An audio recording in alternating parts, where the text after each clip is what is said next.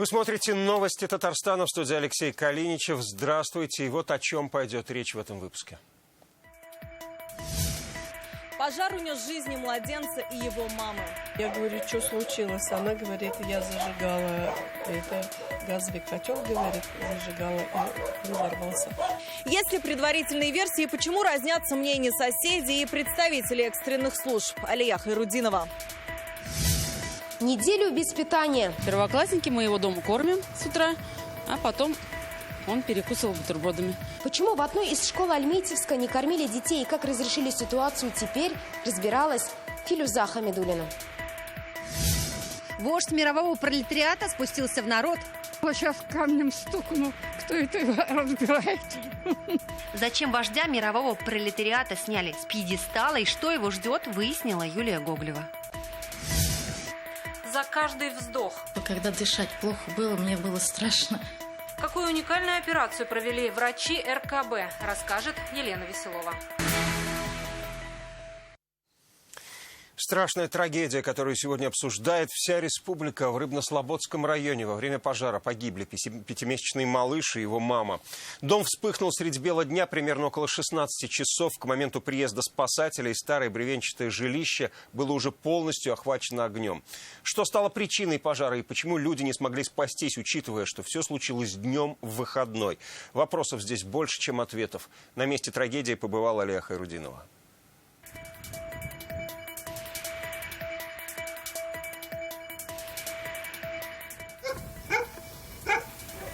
Еще несколько часов назад этот пес охранял дом и своих хозяев. Сегодня не осталось ни жилища, ни хозяйки. Как полыхал бревенчатый дом, как что-то взрывалось, слышали соседи. Они и позвонили в пожарную часть. Я в огороде вот была, да?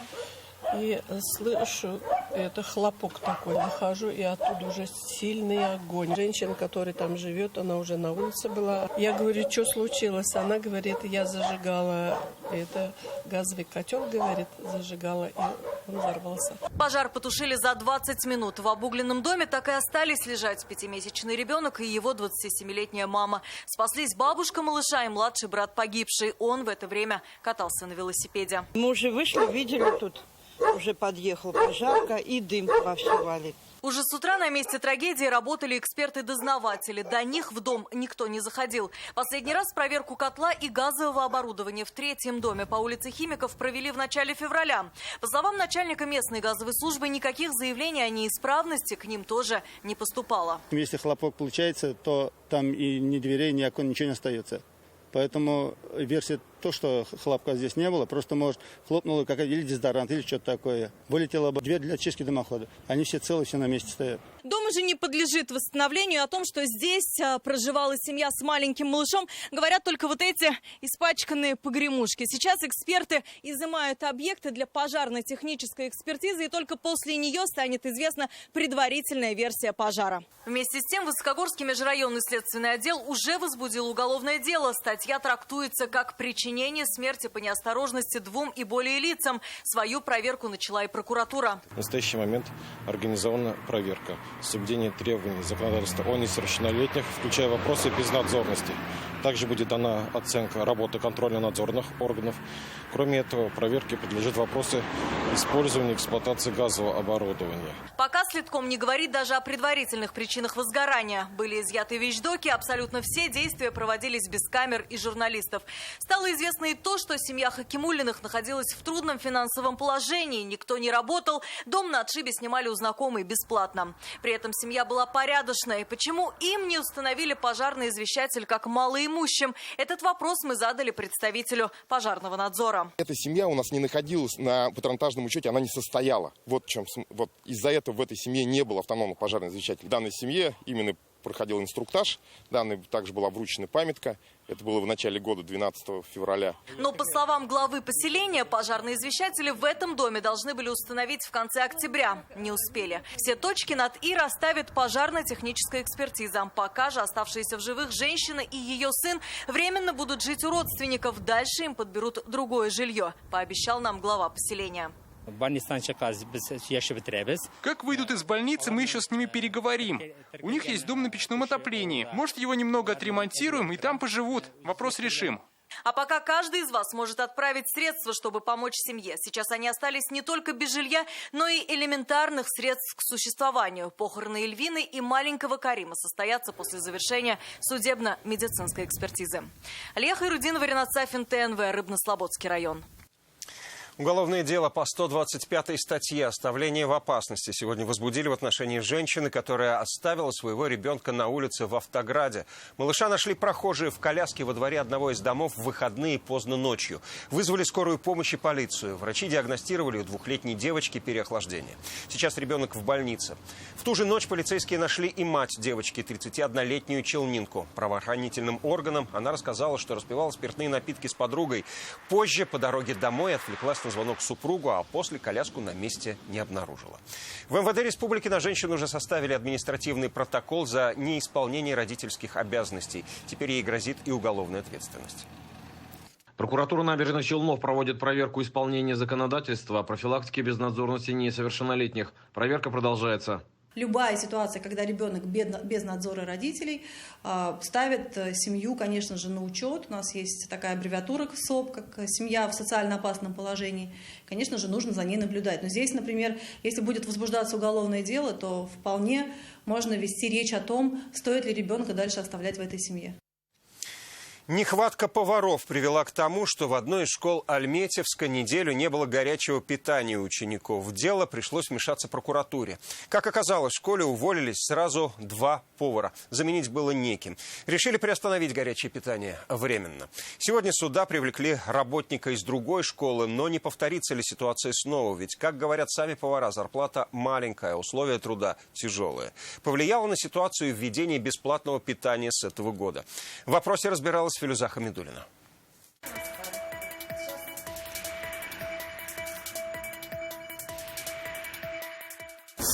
Это 21-я школа Альметьевска. Одна из самых больших в городе. Учатся 1700 детей. Как сообщили родители, здесь неделю не кормили учеников. Справлялись сами, как могли. Спасали бутерброды. С собой отправляли завтраки. Бутерброды, фрукты, сладости. Первоклассники мы его дома кормим с утра, а потом он перекусывал бутербродами. Ничего страшного. Каждая мама уж с собой что-нибудь кладет покушать. Одна из родителей написала об этом в соцсетях. Как выяснилось, сейчас в школе одновременно уволились 2 повара. Мама с дочкой месяц назад устроились, но не выдержали такого объема работы, говорит директор. В связи с тем, что не осталось ни одного повара, только завпроизводственный, который работает на 2 здания, естественно, мы не смогли обеспечить горячим питанием детей. За неделю, пока не было повара, старшеклассникам давали чай с булочкой, а начальным классам сократили уроки. Из-за введения бесплатного питания в начале этого года им такой перекус не предусмотрен. Уже сегодня младшие классы начали получать горячее питание. На место повара встала заведующая производством. Другого перевели из соседней школы, но скоро появится и свой. На сегодняшний день горячее питание восстановлено. Дети питаются сегодня по меню. И новый повар получил еще направление на медосмотр. Только в этой школе сейчас пустуют 3 ставки. Пока детей разделили на 5 потоков. Готовят несколько раз в день. Поварам приходится работать с 7 утра до 6 вечера. Как говорят они сами, зарплата маленькая, а условия труда тяжелые. В этом году начальные классы у нас меню поменялось. Усложненное. С 5 по 11 класс у нас питается по другому меню. Двойное меню. На продленку у нас 3-е меню готовим мы. Работа усложнилась, больше прибавилось нагрузки. Как обстоят дела с поварами в школах республики, нам сегодня прокомментировали в Министерстве образования. По республике официальной информации о нехватке кадров нет, поскольку мы мониторим этот вопрос. Когда готовили переход на горячее питание, бесплатное питание в 1-4 классах, мы этим занимались весну, лето, мы, конечно же, отслеживали. Но то, что случилось в Альметьевске, это не как правило, это скорее исключение. Остальные районы... Конечно, труд повара всегда был тяжелый в школе, но тем не менее в остальных районах пока сегодня такой проблемы официально не возникает. Нам сегодня сообщили, здесь с 1 ноября планируют выровнять меню для того, чтобы облегчить труд поваров. Все классы будут питаться по единому меню. Филюза Хамидуллина, Ирик Хабибуллин, ТНВ, Альметьевск. Ленин в ссылке. Общественность Татарстана всколыхнула новость о том, что в центре столицы начали демонтировать памятник Владимиру Ильичу. Все соцсети пестрят фотографиями и сообщениями о том, как вождя мирового пролетариата сняли с пьедестала. Резонанс вполне объясним. Популярность исторической личности подтверждают и соцопросы. Так, Левада-центр выяснил, почти 80% опрошенных россиян не хотят, чтобы памятники Ленину были снесены, тогда как за демонтаж монументов выступает лишь 14% населения. Многие узнали о демонтаже памятника благодаря фотографиям в инстаграм-аккаунте президента. Здесь привычное доброе утро уже без скульптуры вождя революции. Какова судьба Ильича Казанского, выясняла Юлия Гоголева.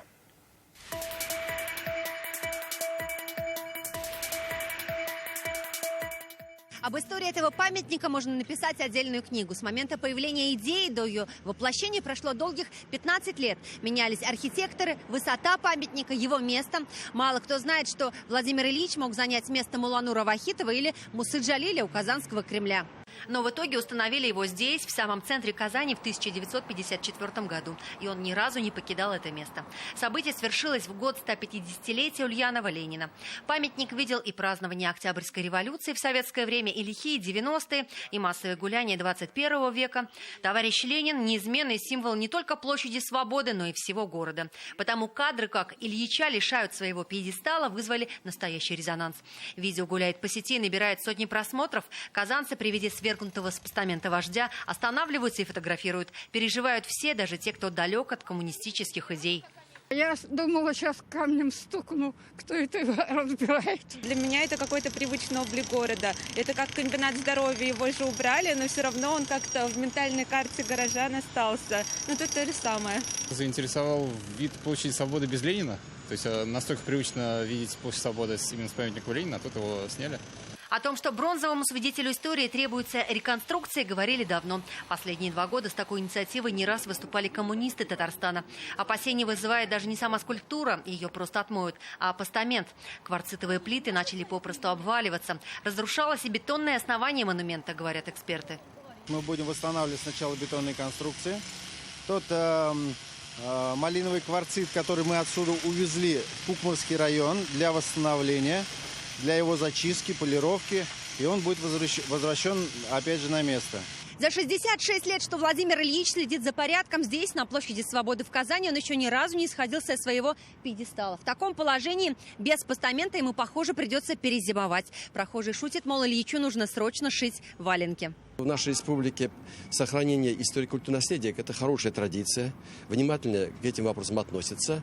И нас радует, что вот сегодня такой момент создал. Тем более мы считаем, что для нас, казанцев, это события особенные. Владимир Ильич в итоге никуда не уедет. На новый пьедестал поднимется чистым и только после того, как из Кукмара привезут отреставрированную плитку и заново соорудят новый постамент. Из республиканского и федерального бюджетов на это выделено 44 миллиона рублей. И все бы хорошо, да только казанцы переживают, что работы могут затянуться, и 7 ноября Ильич встретит не при параде. Юлия Гоголева, Данил Филатов, ТНВ, Казань. Еще 2 смерти от ковида зарегистрированы в Татарстане. Сегодня скончались 74-летний мужчина из Казани и 75-летняя челнинка. Таким образом, в республике от коронавируса умерли уже 90 человек. Сегодня статистика в стране снова бьет рекорды. Не было перерыва даже в выходные. В России выявили еще 13,5 тысяч заболевших. Это новый рекорд за все время пандемии. В Татарстане за сутки зарегистрировано 35 новых случаев COVID-19. Все они контактные, 9 человек госпитализированы. Львиная доля заболевших из Казани – это 20 человек. Таким образом, на 12 октября в республике зарегистрировано 7584 случая коронавируса. Если посмотреть цифры по регионам, то больший прирост снова в Москве, свыше 4000 заболевших. Более 500 новых случаев зафиксировано в Санкт-Петербурге. Рост в Нижегородской области. Здесь 271 человек с диагнозом коронавирус. В Ульяновской области новый антирекорд – 164 случая за сутки. В соседней Саратовской области 141 заболевший. Фейкам не верить, новых ограничений пока не ждать. Об этом сегодня заявили в Роспотребнадзоре республики. В последние дни в мессенджерах стали распространяться сообщения о якобы ужесточении правил в связи с коронавирусом. Как специалисты оценивают обстановку, какие меры действительно собираются предпринять и когда в Татарстане возобновится вакцинация от гриппа, узнал Дмитрий Аринин.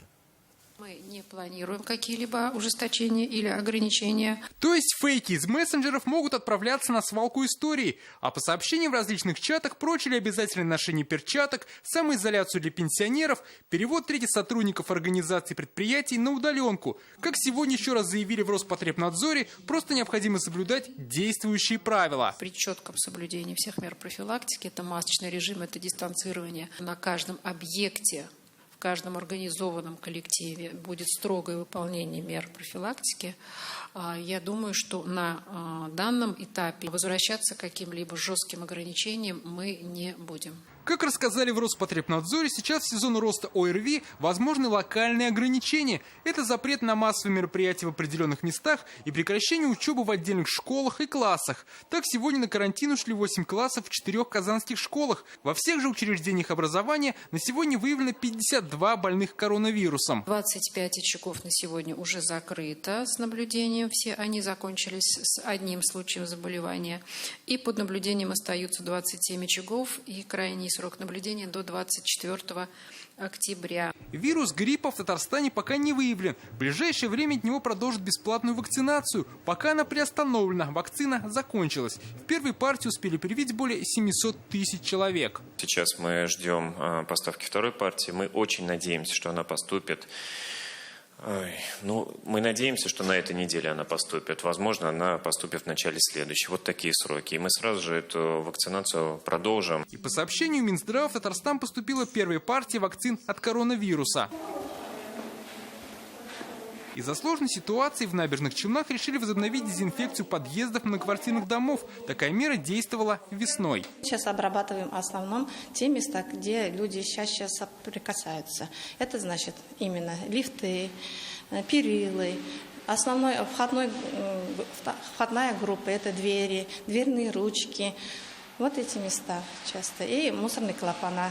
Еще из мер профилактики салоны общественного транспорта ежедневно обрабатывают специальным раствором. В аэропортах продолжается тестирование на коронавирус всех прилетающих из-за рубежа. Дмитрий Арин, Ришат Мухаметов, ТНВ, Казань, Набережные Челны. За минувшие сутки от коронавируса в Татарстане вылечились 7 человек, а за все время пандемии более 6 тысяч. Насколько тяжелое это заболевание и как проходит лечение? Мы пообщались с одной из пациенток 7-й горбольницы Лялей Азизовой, которая сейчас только на пути к выздоровлению. Добрый день, Ляля Ивановна. Скажите, пожалуйста, какое у вас сейчас самочувствие, как вы себя чувствуете? Здравствуйте. Сейчас, конечно, гораздо легче уже. Вначале было очень тяжело.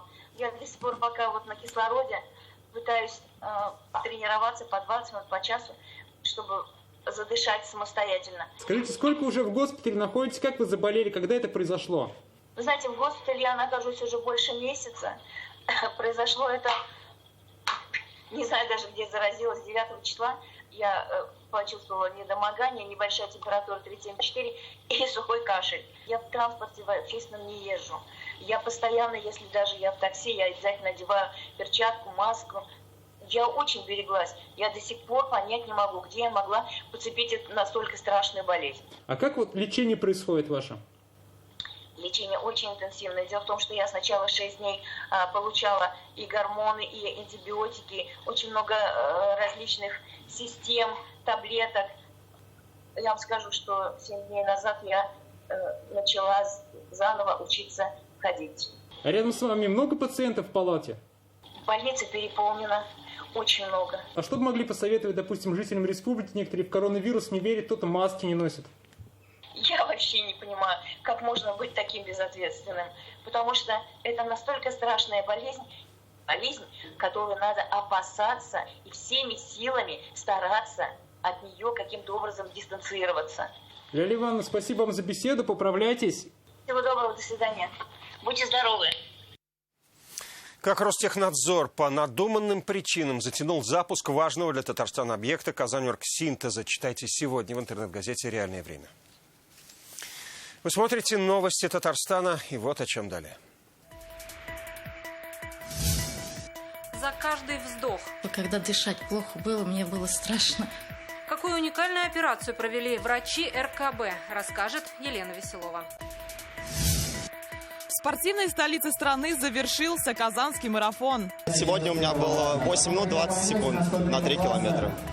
Кто финишировал первым, увидела Юлия Муратова. Президент Татарстана отправил сегодня телеграмму с соболезнованием в связи с кончиной ветерана Великой Отечественной войны, заслуженного врача республики Татьяны Андреевны Емелиной.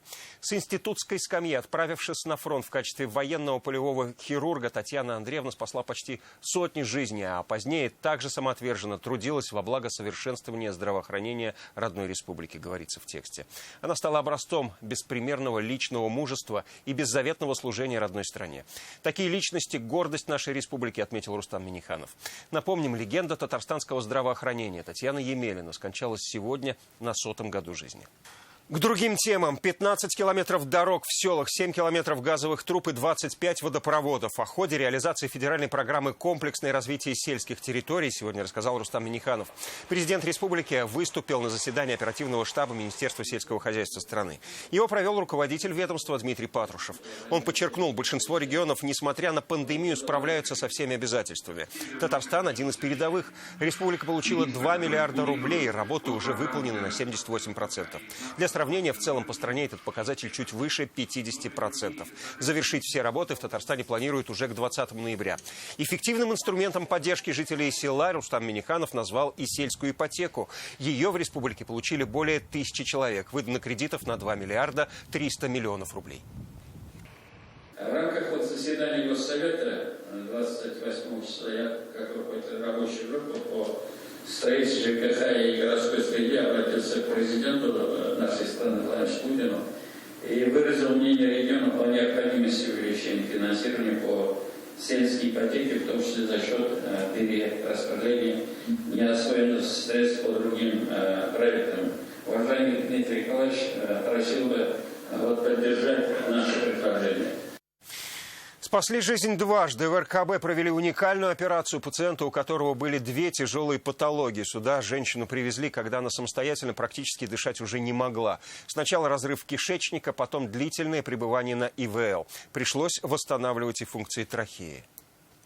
Когда дышать плохо было, мне было страшно. Альфинур Хайрульна сейчас с улыбкой произносит эти слова, но еще 2 месяца назад было невозможно не только улыбнуться, но и сделать вздох.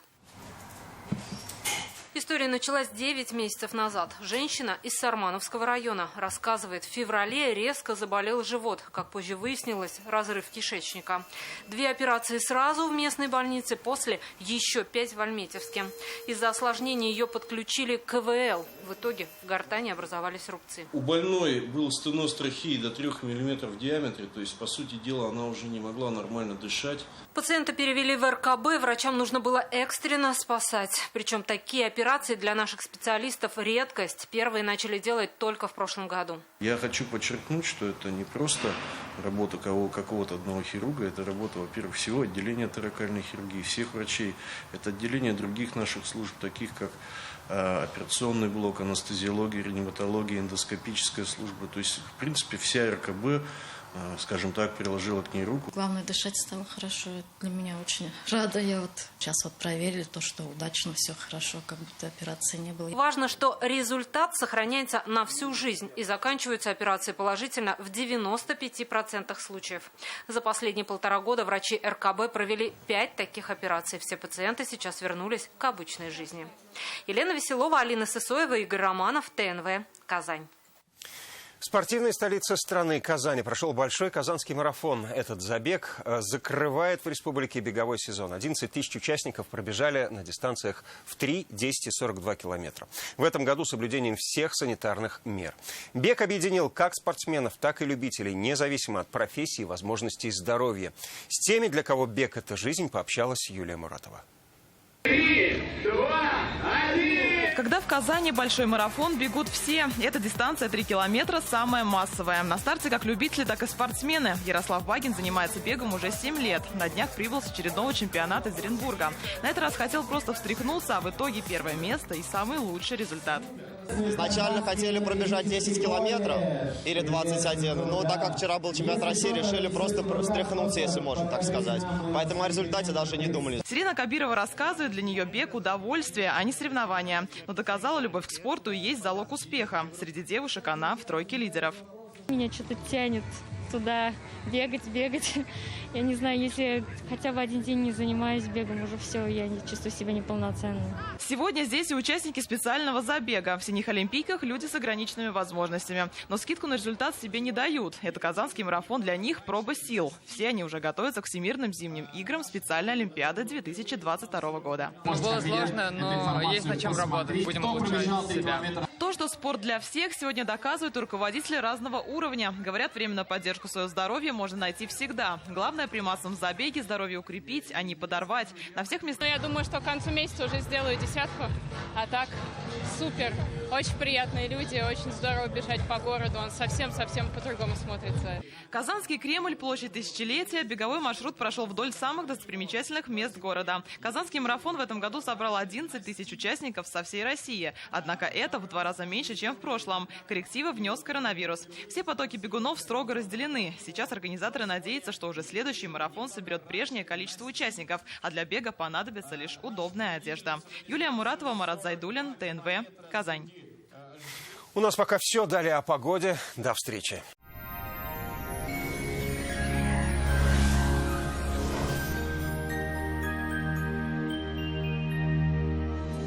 Здравствуйте! Октябрь продолжает радовать прекрасными днями, о погоде чуть позже. Компания «Данил Мастер» работает в прежнем режиме с соблюдением всех правил безопасности.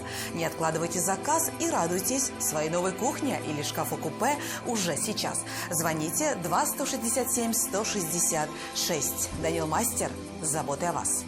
По данным сервиса Яндекс.Погода, 13 октября на юго-востоке в Бугульме, Вавлах, Азнакаево немного похолодает, но температурные показатели все равно выше нормы. Плюс 16 днем и переменная облачность. На северо-востоке, Нижнекамске, Набережных Челнах, Елабуге дожди не прогнозируются. Теплая погода сохраняется до 17 с плюсом. На севере Татарстана, в Агрызе, Менделеевске, Актаныше похолодание пока не предвидится. Несмотря на облачность, осадков ждать не стоит. На северо-западе, в Арске, в Кукмаре, Балтаси переменная облачность. Тут также без осадков, днем плюс 15. А вот на юго-западе, в Болгаре, Дожаном-Буинске будет еще теплее, до 20 градусов выше нуля. Солнце светит реже, но настроение от этого не ухудшается, ведь на улице такая красота. Теплая и сухая осень и в центральных районах Татарстана. Температура выше климатической нормы. И еще одна интересная информация. Федеральная сеть медицинских центров «Доктор Ост». Лечение самых сложных заболеваний позвоночника и суставов без боли и хирургического вмешательства. За 12 лет в 10 городах России врачами клиники отменено более 39 тысяч операций. Лучший протез – тот, что остался в упаковке. Мы беремся восстановить сустав даже на стадии некроза, без операций, с помощью передовых технологий. Приходите в «Доктор Ост». Убедитесь, вернуть сустав к жизни можно в любом возрасте. Что, накипело? Да нет. Забудьте о накипи. Гейзер Макс работает в 6 раз дольше обычных фильтров. Фильтр «Гейзер Макс» защищает от накипи в 6 раз дольше обычных фильтров для жесткой воды. В очищенной воде сохраняются природные минералы и полезные микроэлементы – кальций, магний и калий. В Казани переменная облачность и без осадков. Ночью плюс 10, а днем 17 градусов тепла. Ветер южный слабый. Атмосферное давление в пределах нормы, влажность воздуха 65%. В магнитном поле Земли без заметных возмущений. И еще одна полезная информация. У жителей нашей республики есть возможность позаботиться о своем здоровье без значительных финансовых затрат. С 1 по 31 октября в аптеках низких цен «Фарма Импекс» проходит акция «Купи выгодно». Берегите себя и своих близких. Покупай выгодно в аптеках «Фарма Импекс». Дитролекс 1172 рубля. Визин 293 рубля. Крион 10233 рубля. Выбирай ближайшую аптеку. Аптеки «Фарма Импекс». Аптеки низких цен.